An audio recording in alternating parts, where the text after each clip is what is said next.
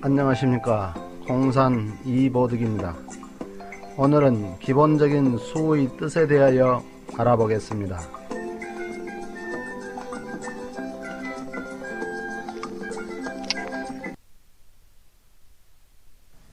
먼저 오늘 공부할 내용은 첫째, 수가 가지고 있는 뜻, 둘째, 기본적인 수가 상징하는 특성, 셋째, 수와 간지의 방위 배치, 넷째, 음양생성수, 다섯째, 일자오결, 여섯째, 구변구복과 십일귀체, 일곱째, 수의 삼재 분류입니다.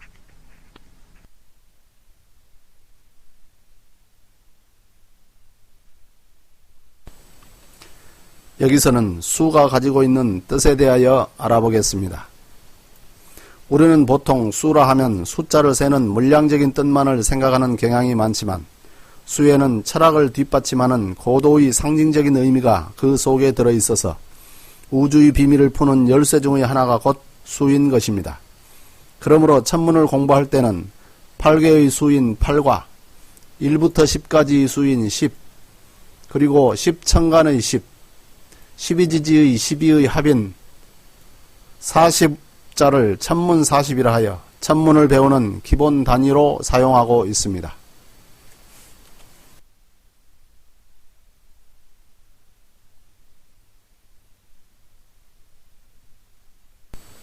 수가 가지고 있는 성질을 여러 가지로 나눌 수 있고 수학이라는 깊은 학문의 분야가 있어서 수에 관계된 내용을 자세히 공부하기도 하지만 여기서는 수 중 가장 기본이라 할 수 있는 0과 1에서 10까지 자연수의 정신적인 특성에 대하여 알아보기로 하겠습니다. 0이란 아무것도 없음을 의미하기도 하지만 눈에 보이지 않는 세계로서 바탕을 뜻하기도 합니다. 눈에 보이지 않는다 하여 없음을 뜻하는 것만은 아니라는 것입니다. 오히려 영상을 담은 필름처럼 현상계에 드러나지 않았을 뿐 모든 프로그램을 함축하고 있는 무극으로 표현하기도 합니다. 1은 하나로서 통일 또는 통합을 의미하는데 태극으로 표현되기도 합니다. 0인 무극에서 최초로 1이 현상계에 투영되는데 이를 무극생 태극이라고 합니다. 필름으로 상징되는 본체계에서 영상으로 상징되는 현상계에 사물이 처음 나타나는 것은 오행인 북방의 수를 통해서입니다. 그러므로 일의 오행 중 성질은 모든 만물을 낳는 수라고 합니다. 또 천간으로는 임이요, 지지는 자아입니다. 2는 둘로 나눠진다는 분열의 의미를 갖고 있습니다. 사물로 본다면 불인 화를 의미합니다.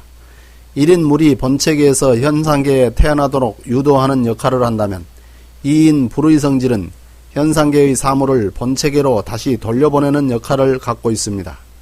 그러므로 생물의 사체가 분해된다거나 사물의 형체가 소멸되는 것은 왔던 자리로 다시 돌아가는 일이요, 영부를 소축하는 것이 이 세상의 일을 본체계에 보고하는 일인 것처럼 이란 본래 자리로 돌려보내는 역할인 것입니다. 괴효로는 가운데가 비어있는 음효로 나타나며 천간은 정이요, 지지는 사이며 음양의 두 가지 현상을 상징하기도 합니다. 3은 2의 중간에 1이 들어있는 상입니다. 이것은 통일되어 있는 1이 2로 분열되는 과정의 중간 단계로서 씨앗인 1이 발화하여 줄기가 위로 뻗어나가는 형상을 상징합니다. 생명력이 통일체를 뚫고 나왔으나 아직 분열에 이르지 못한 상태인 것입니다. 그러므로 사물로는 성장해 가는 나무인 목으로 상징됩니다. 괴효로는 중간이 꽉 찬 양효로 나타나는데 이를 수로는 3이라 합니다. 천간은 갑이요, 지지는 인이며 세 가지 중요한 요소인 천지인 삼재를 의미합니다. 4의 한자 모습은 동서남북으로 상징되는 네모 속에 8팔로 상징되는 생명력이 갇혀있는 형상입니다. 갇혀있다는 것은 시간이 갈수록 조여진다는 의미가 들어있습니다. 식물로 본다면 열매와 같은 모습으로서 시간이 갈수록 굳어져가는 수렴의 의미를 갖고 있습니다. 땅속에서 압력을 받아 시간이 갈수록 점점 강해지는 쇠와 같은 모습이니 오행으로는 금에 상징됩니다. 천간은 신이요 지지는 유이며 동서남북 사방과 태양, 태음, 소양, 소음의 사상을 상징합니다. 오의 한자 모습을 살펴보면 10이 상하에서 막혀있고 우측에서 꺾여 있으니 완전히 열려있는 10수의 반의 역할을 담당합니다. 1, 2, 3, 4의 네 기운을 중재하여 그들과 합함으로써 6, 7, 8, 9를 만들어내고 자체끼리 합하여 10이라는 완전수를 만들어냅니다. 그러므로 5란 1, 2, 3, 4의 네 기운을 중심에서 중재하는 의미를 갖고 있어서 오행중의 성격이 중심인 토인 것입니다. 토란 만물이 생장할 수 있는 바탕임과 동시에 만물을 길러내는 중심 역할을 갖고 있기 때문입니다. 태극인 1이 음인 2와 양인 3으로 벌어져 나가는 것을 태극생양이라고 하는데 음효의 수가 2이고 양효의 수가 3이므로 음과 양의 합은 5가 되며 음양의 중심수이자 1, 2, 3, 4의 조절수가 되는 것입니다. 천간은 무효, 지지는 진술이며 오행을 상징합니다. 6이란 한자에서 보는 것처럼 생명력이 땅속에서 솟아오르려 하나 아직 때가 되지 않아 멈춰있는 상태입니다. 5에 의해 중재를 받은 1로서 5 더하기 1은 6입니다. 그러므로 성질은 1과 같은 수인데 1을 처음 나왔다 하여 생수라 한다면 6은 완성되었다 하여 성수라고 합니다. 그러므로 6 역시 1태극이 현상에 드러나는 상태를 뜻하는데 1이 준비 상태라면 6은 드러나기 위한 잠정적인 활동 개시 상태라 볼 수 있습니다. 천간은 개요, 지지는 해이며 6기를 상징합니다. 7의 한자를 보면 수직적인 성장이 아래에서 꺾여 제한되는 반면에 수평적인 확산이 이루어지고 있는 상입니다. 그러므로 화의 모습을 갖고 있습니다. 분열의 상징인 2와 중재 역할인 5가 만나서 7이 되는데 7 또한 그 성질은 2와 같으므로 화라고 하는 것입니다. 2를 생화라고 한다면 7은 성화이므로 음이요 생화인 2는 촛불처럼 갓 태어난 희미한 불이나 양이요 성화인 7은 활활 타오르는 태양으로 비유하는 것입니다. 천간은 병이요 지지는 오이며 일월화수목금토의 치료를 상징합니다. 8은 한자 모습 그대로 에너지가 위로 분출되는 상으로서 목기운입니다. 3이 5와 만나서 8이 되므로 8 또한 위로 뻗어 올라가는 형상의 목인 것입니다. 3이 생목 양목이므로 스프링처럼 튀어오르는 나무의 성장하는 모습을 상징한다면 8은 성목 음목이므로 단단한 껍질을 이루는 나무 또는 목재로서 이용할 가치가 있는 사목을 의미합니다. 천간은 을이요 지지는 묘이며 팔괘를 상징합니다.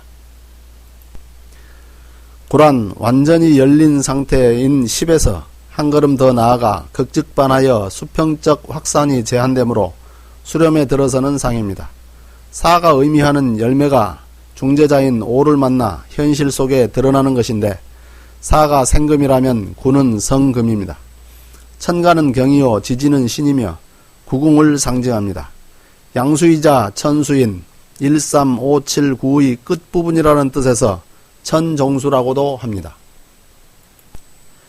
10이란 한자에서 상하 좌우로 완전히 열렸다는 의미에서 우리말로 열이라고 하며 우주 자체를 의미합니다. 씨앗 속에 들어있던 프로그램인 이상이 현실 속에서 하나 가득 펼쳐졌으므로 아라비아 숫자 1과 0의 합인 10이라고 하며 이상만을 본다면 10은 0과 같으므로 무극이라고 합니다. 또 후천엔 역의 중앙에 물인 수가 들어가므로 중심수를 뜻하는 황하 또는 용담이라고도 합니다.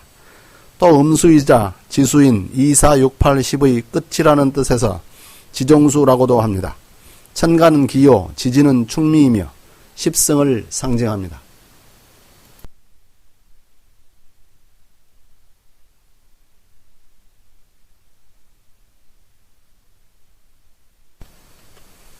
여기서는 수의 배치에 대하여 알아보겠습니다. 먼저 천간 오행과 수의 배치를 알아보면 갑을 38목은 동방에 배치되고 병정 27화는 남방에 배치되고 무기 50토는 중앙에 경신 4고금은 서방에 임계 16수는 북방에 배치됩니다.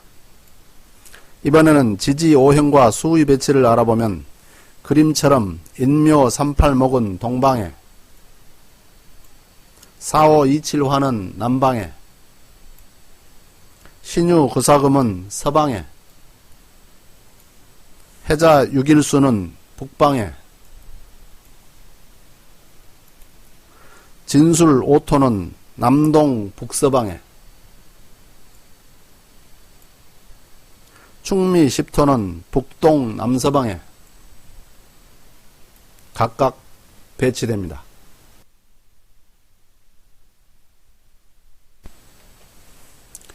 여기서는 음양생성수에 대하여 알아보겠습니다. 먼저 음양수 중 양수란 양이 동을 의미하듯이 수 역시 동적인 수인 1, 3, 5, 7, 9의 홀수를 뜻합니다.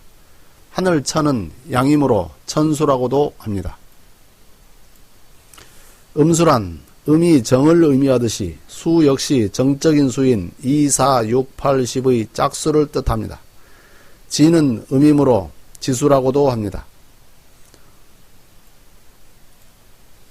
홀수인 천수의 시작수는 1이요 마지막 수는 9이므로 9를 천정수라고도 하며, 짝수인 지수의 시작수는 2요 마지막 수는 10이므로 10을 지정수라고도 합니다.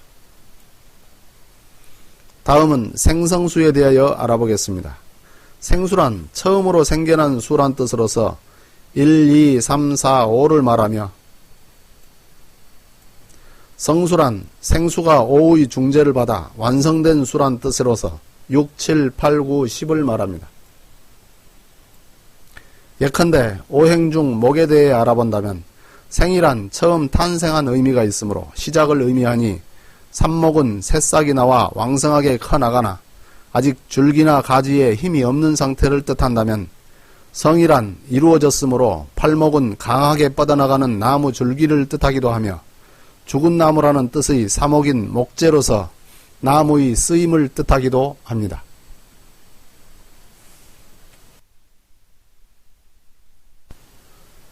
다음은 일자오결에 대하여 알아보겠습니다. 일자오결이란 이오성체와 같은 의미를 지닌 말로서 생성을 이루는 두 수가 하나씩으로 묶어진 5묶음을 말합니다. 생수인 1과 성수인 6이 묶어져 16수를 이루고, 2와 7이 묶어져 27화를 이루며, 3과 8이 묶어져 38목이 되고, 4와 9가 묶어져 49금이 되며, 5와 10이 묶여져 50토가 됩니다. 현무경에서는 이와 같은 묶음을 1사략, 6논어, 2통감, 7맹자, 3대학, 8시전, 4소학, 9서전, 5중용, 10주역으로 묶도록 하였습니다. 여기서는 구변, 구복과 11성도에 대하여 알아보겠습니다. 구변이란 1부터 9까지 변화 발전해 나간다는 뜻으로서 낙서의 수를 상징합니다. 표를 보면 선천 낙서는 왼쪽에서 시작하여 1, 2, 3, 4, 5, 6, 7, 8, 9까지 숫자가 커지며 발산하고, 낙서가 다하면 중앙 10이 열림과 동시에 11성도가 이루어집니다. 여기서 중궁의 10과 1은 낙서나 용담의 수라 할 수 없으므로 괄호 안에 넣었습니다. 이렇게 오른쪽으로 변화해가는 낙서의 순서를 우선이라고 하며 구변이라고도 합니다. 사물로 본다면 씨앗에서 발아한 새싹이 점점 커져 꽃이 핀 후 열매를 맺기 직전까지의 과정이라고 볼 수 있습니다. 구복이란 변화 발전의 끝수인 9에서 처음 시작하였던 수인 1까지 수렴한다는 뜻으로서 용담의 수를 상징합니다. 그런데 이 순서는 표에서 보는 것처럼 2부터 시작하여 10까지 오른쪽에서 왼쪽으로 진행을 하기 때문에 좌선이라 하며, 이를 본래 자리인 0으로 9단계를 거쳐 돌아온다는 뜻인 구복이라고 합니다. 사물로 본다면 열매가 맺힌 후 가을, 겨울을 지내며 씨앗 속의 유전자 배열이 완성되어 가는 과정이라고 할 수 있습니다. 11성도란 변화 발전해 갔던 낙서의 수가 다시 용담의 수로 수렴하면서 발전수와 수렴수가 서로 합하여 11이 되는 것을 말합니다. 발상과 수렴이 완성되었음을 의미하므로 성도라고 하며 본체로 돌아온다고 하여 귀체라고도 합니다. 이 11성도의 과정에서 수렴을 상징하는 용담의 수가 출현하는 것입니다. 표에 쓴 숫자 아래의 그린 일감수, 이곤지, 삼질레, 사손풍 등은 낙서와 용담의 구궁의 순서에 따른 명칭을 나타내고 있습니다. 구궁의 명칭에 대해서는 다음 기회에 알아보도록 하겠습니다. 여기서는 수의 삼재 분류에 대하여 알아보겠습니다. 수란 천지인의 삼재로 분류할 수 있습니다. 앞의 표는 수와 천간을 천지인 삼재로 분류한 것입니다. 표를 보면 천수는 일갑과 사정과 칠경이며 지수는 이을과 오무와 팔신이며 인수는 삼병과 육기와 구임이 됩니다. 이 중에서 사정은 천의 중심이요 오무는 지의 중심이고 육기는 인의 중심이 됩니다. 그러므로 낙서 지존시대의 중심수는 오이며 천간의 중심은 무토였으나 용담 인존시대의 중심수는 육이 되고 천간의 중심은 기토가 되는 것입니다.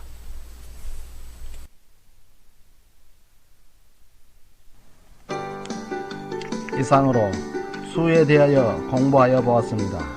다음은 괴에 대하여 알아보겠습니다.